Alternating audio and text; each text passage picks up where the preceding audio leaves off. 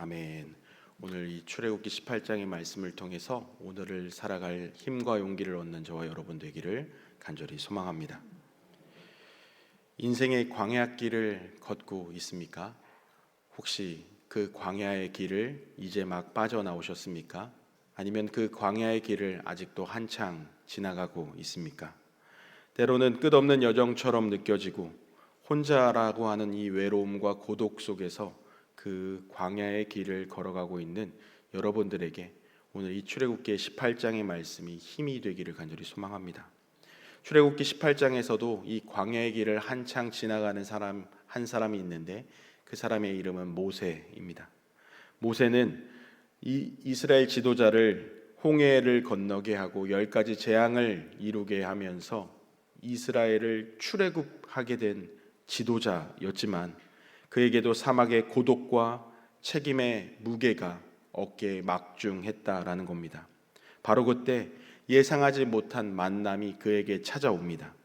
미디안 제사장이며 그의 장인이었던 이드로가 그의 아내와 그 두 아들을 데리고 왔던 것이죠. 이 만남은 단순한 가족의 상봉을 넘어서 큰 의미를 가지고 있습니다. 성경은 이들의 만남을 단순히 우연적인 사건이라고 이야기하지 않습니다.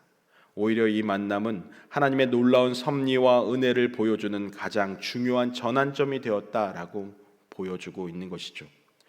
광야라고 하는 혹독한 환경 속에서도 하나님께서는 모세가 미처 생각하지 못했던 방법으로 위로해 주시며 격려해 주시고 함께 해 주셨다라는 겁니다. 그리고 이드로를 통해서 새로운 관점을 모세에게 주시며 그 새로운 지혜를 터득하게 되었다라는 겁니다. 오늘은 이 만남을 통해서 하나님의 은혜가 우리의 삶에 어떻게 찾아오는지 우리의 삶에 적용해 보기를 원합니다. 그 은혜를 어떻게 나누고 또한 우리가 응당 어떻게 응답해야 되는지를 또한 살펴보고자 합니다. 우리의 삶에서도 모세와 같은 광야가 있습니다. 그곳에 고립감을 느끼고 외로움을 느낄 때쯤 하나님께서는 내가 혼자가 아니라고 하는 사실을 깨닫게 해 주십니다. 그러나 하나님께서 그 광야의 길에서 언제나 우리와 함께 하셨음을 이 말씀을 통해 우리가 다시 한번 깨닫기를 소망합니다. 나아가서 우리의 간증이 우리의 공동체를 살리고 우리의 예배를 또한 살리게 되는 이 간증이 된다는 사실을 우리가 이 본문을 통해 하나하나 알아갔으면 좋겠습니다. 첫 번째로 하나님은 우리의 관계를 통해서 은혜를 베푸신다라는 것입니다. 본문의 1절에서 6절의 말씀을 이드로의 등장을 통해서 하나님께서 관계를 통해 어떻게 은혜를 베푸시는지를 극적으로 보여주십니다. 출애굽의 드라마틱한 이 사건들이 일단락되는 시점입니다. 어떤 일들이 있었습니까? 10가지의 재앙이 있었습니다. 내가 그 출애굽 시대에 들어가서 10가지의 재앙을 한번 보았다면 정말 위대하신 하나님이 살아계심을 정말로 피부로 체험했을 것 같습니다. 그리고 무슨 일이 있었습니까? 홍해를 가르시는 하나님을 경험합니다. 앞에는 홍해로 가로막혀 있고 뒤에는 애굽 군대가 따라오는데 우리는 어떻게 해야 합니까?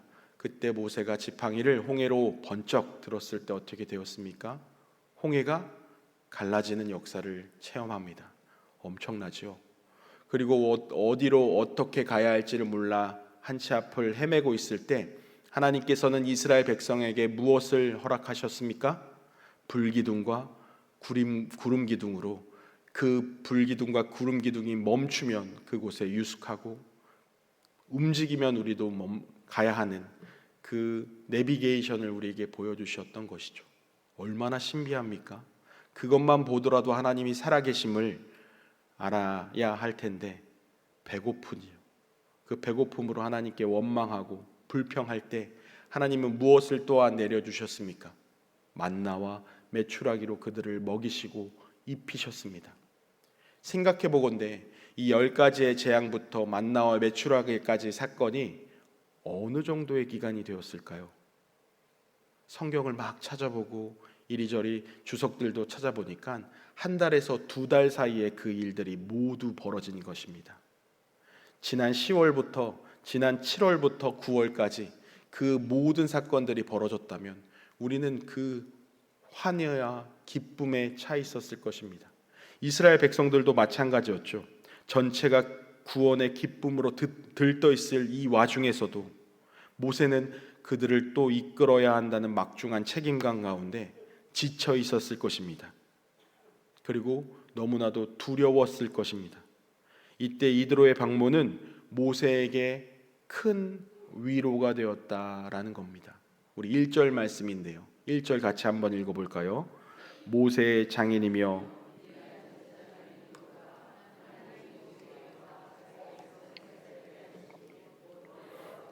이스라엘을 애굽에서 인도하신 내 모두 들으니라. 아멘. 많은 신학자들의 견해에 따르면 이드로의 등장은 단순히 우연이 아니며 하나님의 섭리적인 개입이다라고 말씀하고 있습니다. 팀 켈러 목사님의 일과 영성이라고 하는 책에서는 하나님께서 모세의 고립된 상황을 아시고 그에게 필요한 위로와 격려를 보내주신 사건이라고 기록하고 있죠. 이는 하나님께서 우리에게 우리의 필요를 가장 잘 아시고 적절한 때에 적절한 사람을 보내어 주신다는 신뢰를 보여주시는 겁니다. 이드로는 이방인이었지만 하나님의 역사를 듣고 그에게 찾아왔습니다. 이것은 혈연이나 지연이 아닌 오직 하나님의 은혜로 맺어진 관계가 얼마나 중요한지를 우리에게 보여주는 것이죠. 이드로가 모세의 아내인 십보라와 그 두 아들 게르솜과 엘리에셀을 데리고 온 것은 매우 상징적입니다. 모세가 부르심을 받을 때 십보라와 아들들을 잠시 장인 이드로에게 보낸 적이 있습니다. 사장의 사건이었죠. 이제 이드로는 그의 가족을 온전하게 회복시켜 모세에게 돌려보내려고 하고 있습니다. 이것은 가족 공동체가 다시 하나 되는 치유의 과정을 상징하는 의미입니다. 이 과정은 모세의 개인적인 삶뿐만 아니라 하나님의 백성 전체가 안정과 회복을 누리게 하는 것이죠. 하나님의 사역이 개인의 희생을 요구하지만 하나님은 그 희생으로 인해서 끊어진 관계들이 반드시 회복시켜 주시는 것을 경험하게 합니다. 모세가 하나님께 순종하기 위해서 잠시 가족을 떠나 있었지만 하나님은 그의 충성을 잊지 않으시고 가장 중요한 순간에 그 가족을 다시 만나게 하십니다. 이는 우리에게 가장 큰 위로와 소망이 됩니다.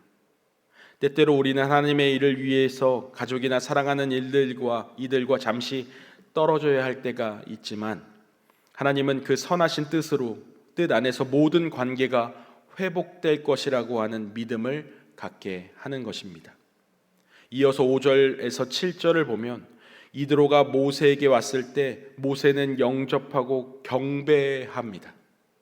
이 두 사람의 만남은 단순한 가족의 재회가 아니라 하나님의 은혜로 맺어진 신앙 공동체의 만남이었다는 것을 우리에게 볼 수 있는 것이죠. 모세는 이드로가 하나님의 구속의 역사를 듣고 왔다는 사실을 듣고 그를 존중했습니다.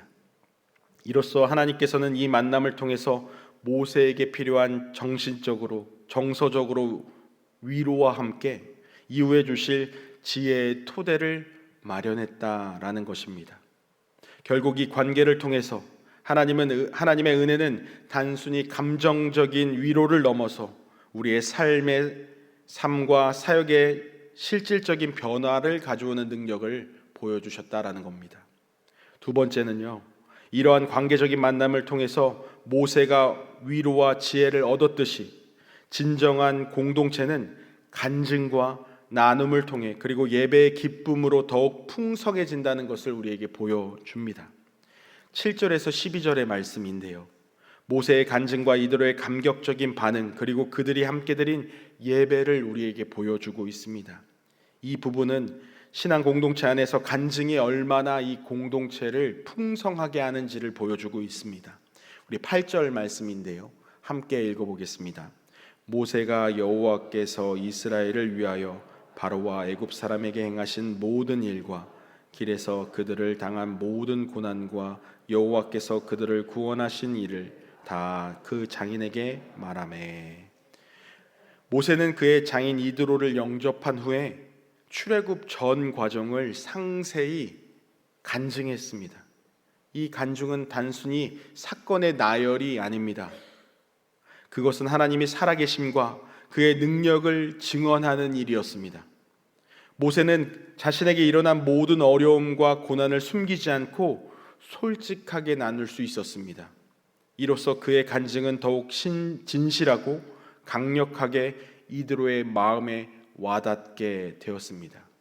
또한 지쳐있던 그에게 하나님의 역사하심을 다시 한번 되뇌이며 그에게도 하나님이 나와 함께 하셨구나라고 하는 그 마음을 허락해 주셨던 것이죠. 하나님의 큰 역사를 직접 경험한 자의 생생한 간증은 듣는 이들에게 강력한 믿음을 심어줍니다. 간증은 우리가 겪는 고난조차 하나님의 은혜를 증거하는 중요한 도구임을 우리에게 깨닫게 합니다. 모세의 간증을 들은 이드로의 반응이 어땠습니까? 9절의 말씀 함께 읽어보겠습니다. 이드로가 여호와께서 이스라엘에게 큰 은혜를 베푸사 애굽 사람의 손에서 구원하심을 기뻐하여. 아멘이죠. 이드로는 단순히 놀라워하는 것을 넘어서 구원의 기쁨을 그들과 함께 누렸다라고 이야기합니다. 두 사람의 마음이 하나가 되게 했습니다. 이것이 바로 공동체의 힘입니다. 한 사람의 간증이 다른 사람의 기쁨을 채우고 또 믿음을 굳건하게 하는 통로가 된다라는 겁니다. 사랑하는 여러분, 여러분들에게 하나님께서 베풀어 주셨던 그 기적의 순간과 감사의 순간들을 기억하십시오. 그리고 되뇌이십시오.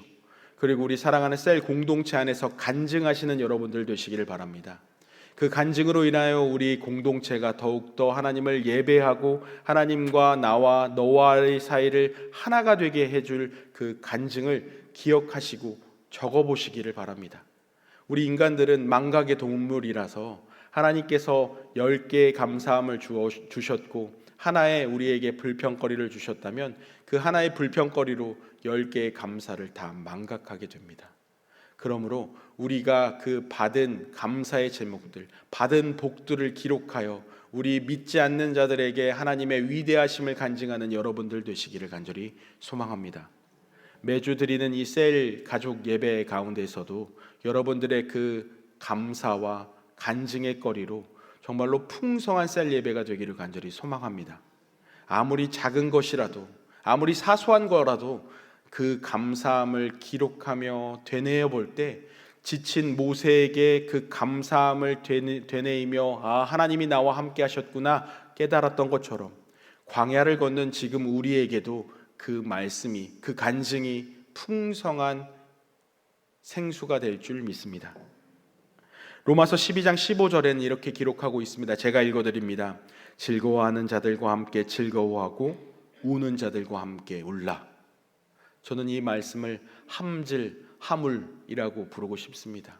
여러분들의 셀 식구들과 여러분들의 가족들과 함께 하물 하시기를 간절히 바랍니다. 함께 즐거워하고 함께 울 때 우리의 간증이 더욱 풍성해지며 하나님을 향한 뜨거운 마음이 더욱더 생길 거라고 생각합니다. 이어지는 10절에서 이드로의 고백은 이야기의 절정을 이룹니다. 10절의 말씀입니다. 함께 읽습니다. 이드로가 이르되 여호와를 찬송하리로다. 너희를 애굽 사람의 손에서와 바로의 손에서 건져내시고 애굽 건지셨도다. 아멘.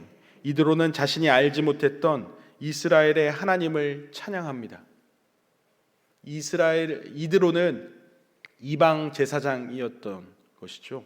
그러나 모세의 이 간증을 통해서 아마도 하나님을 인격적으로 만났습니다.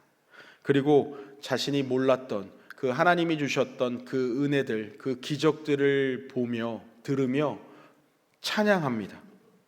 11절 같이 읽어볼까요? 이제 내가 알았도다. 여호와는 모든 신보다 크심으로 이스라엘에게 교만하게 행하시는 그들을 이기셨도다. 아멘. 이제 여호와의 하나님의 모든 신들 위에 유일하신 하나님임을 이드로가 깨달았던 겁니다. 어떻게 깨달았습니까? 모세의 간증을 통하여, 모세의 그 살아계신 하나님을 증거하는 그 말을 통하여 깨달았다라는 겁니다. 이 고백은 단순히 소문을 듣고 온 것이 아니라 간증을 통해 살아계신 하나님을 인격적으로 만나게 되었음을 보여주는 것이죠. 이후에, 이 고백의 이후에 이드로는 하나님 앞에 번제와 희생물을 가지고 왔다라고 12절에 써 있습니다. 모세와 아론, 이스라엘 장로들이 함께 하나님 앞에서 떡을 먹었느니라 라고 얘기하고 있습니다.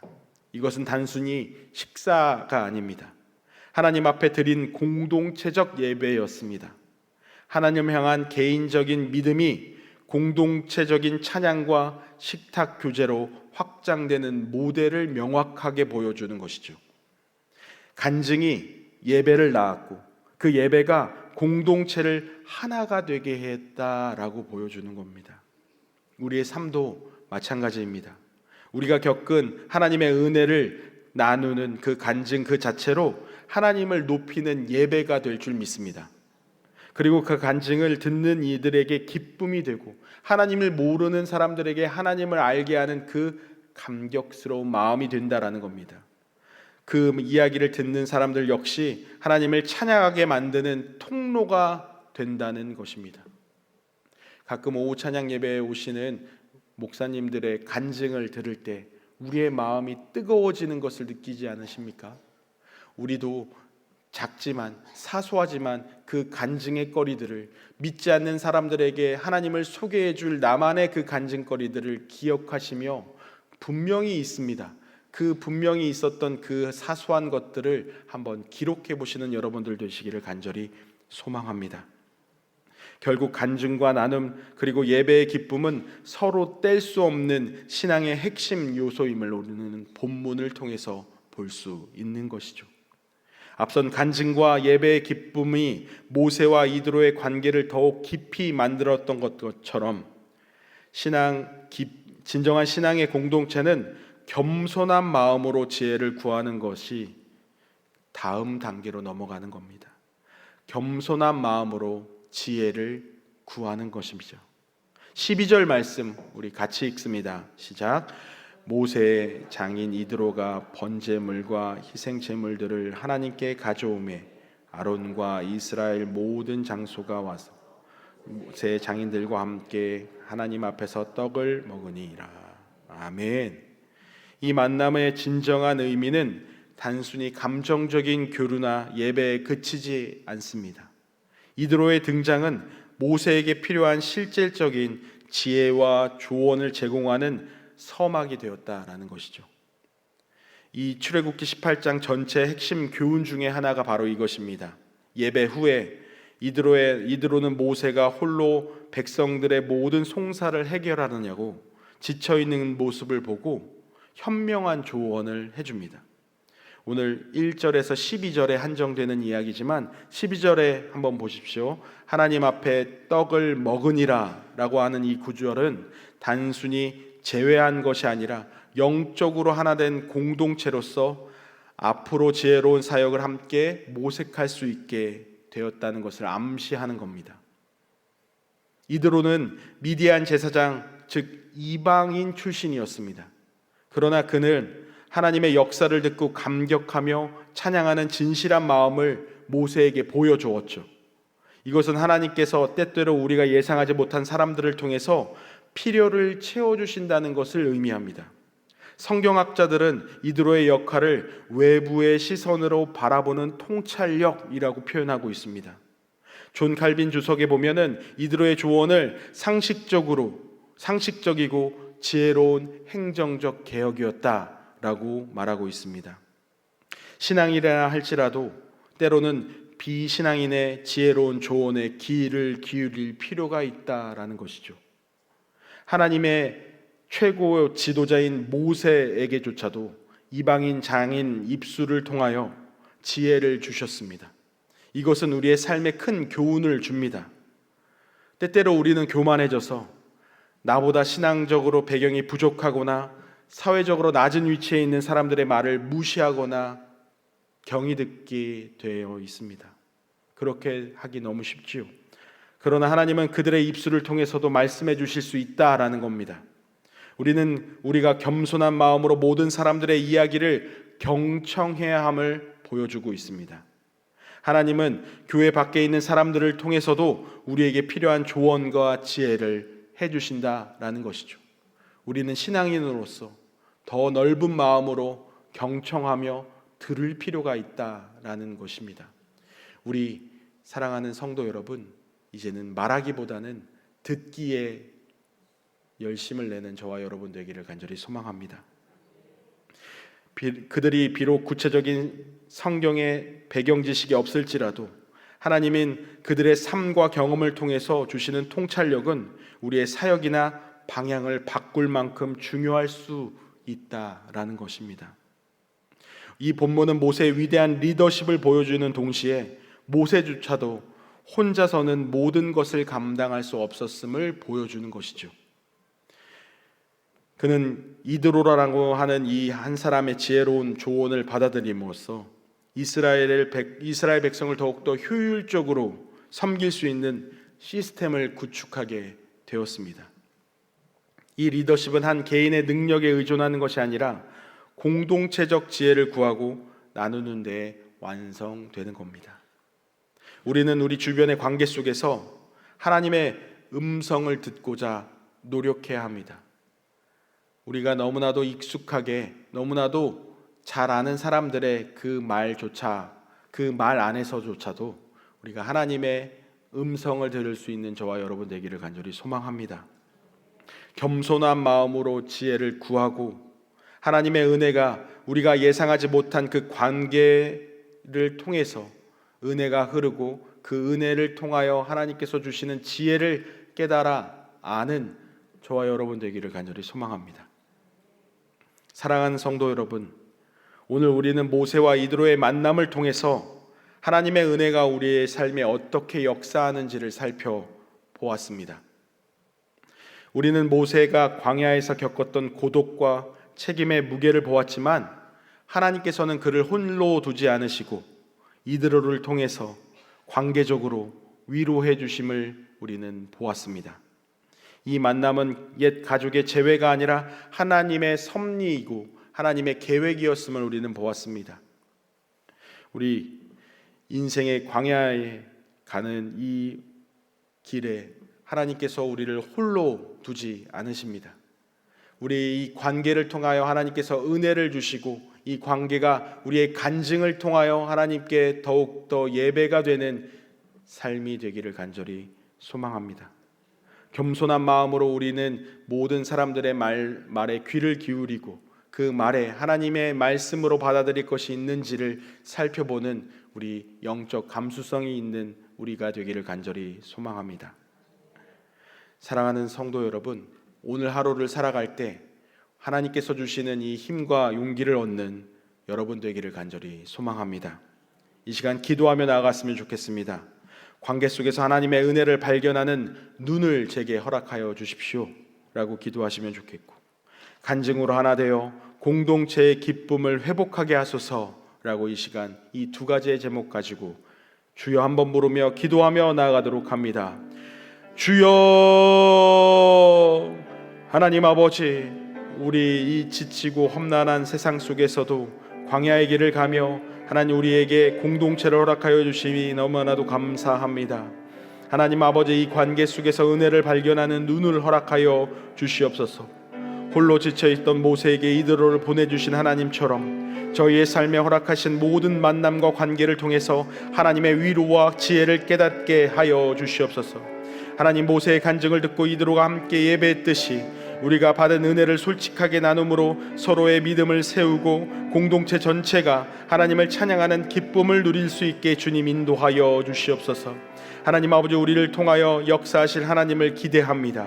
하나님, 우리의 마음을 통하여, 우리의 말을 통하여 하나님 우리가 간증하게 하시며 하나님을 찬양하게 하시며 어디에 가서나 무엇을 하서나 하나님을 위해 살아내는 우리를 될 수 있게 인도하여 주시옵소서. 하나님, 우리를 광야에 홀로 두지 마시고 때때로 주시는 만나와 메추라기로 하나님 불기둥과 불기둥으로 우리를 인도하여 주실 줄 믿습니다. 주님께서 함께하여 주실 줄 믿습니다.